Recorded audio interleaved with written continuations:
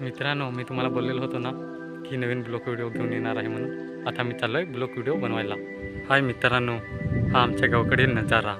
आणि आता मी चाललो आहे वडपोलेश्वर मंदिराचे देवाचं दर्शन घ्यायला. तर तुम्ही येत असाल तर चला.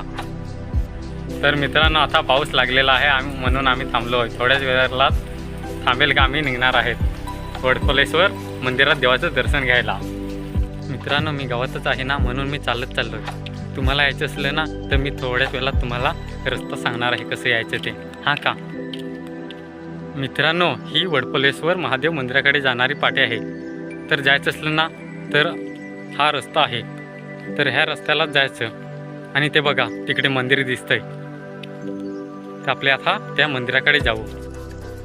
मित्रांनो, आता मी पोहोचलेलो आहे वडपोलेश्वर महादेव मंदिराजवळ. तर आपण आता आज जाऊन बघू. तर मित्रांनो, हे आमच्या गावातील मंदिर बघा.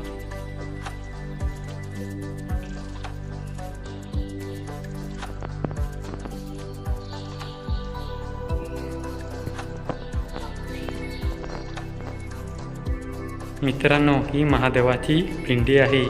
ह्या महादेवाच्या पिंडीजवळ नागदेवता राहत होते. मित्रांनो, ही गणपती बाप्पाची मूर्ती बघता का? ही राजस्थानवरून आणलेली आहे. मित्रांनो, ही तुम्हाला मूर्ती दिसते का? हा पाया खोदताना जमिनीत सापडलेली मूर्ती आहे ही.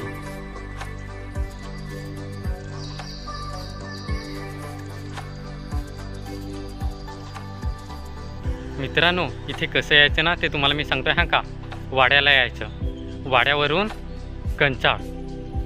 कंचाडपासून कढीपाडा लागतो. तर 5 किंवा 5.5 किलोमीटरचा रस्ता आहे कढीपाड्याला यायला. कढीपाड्यावरून थोडं आत यायचं, 5 मिनिटाचा रस्ता आहे इथे वडपोलीला यायला.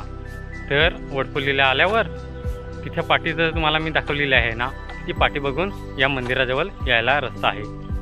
तर मित्रांनो, हा तुम्हाला व्हिडिओ आवडला असेल ना तर लाईक, शेअर आणि सबस्क्राईब करायला कधीच विसरू नका. आणि तुमच्या मित्रांना पण सांगा. हां का मित्रांनो, थँक्स.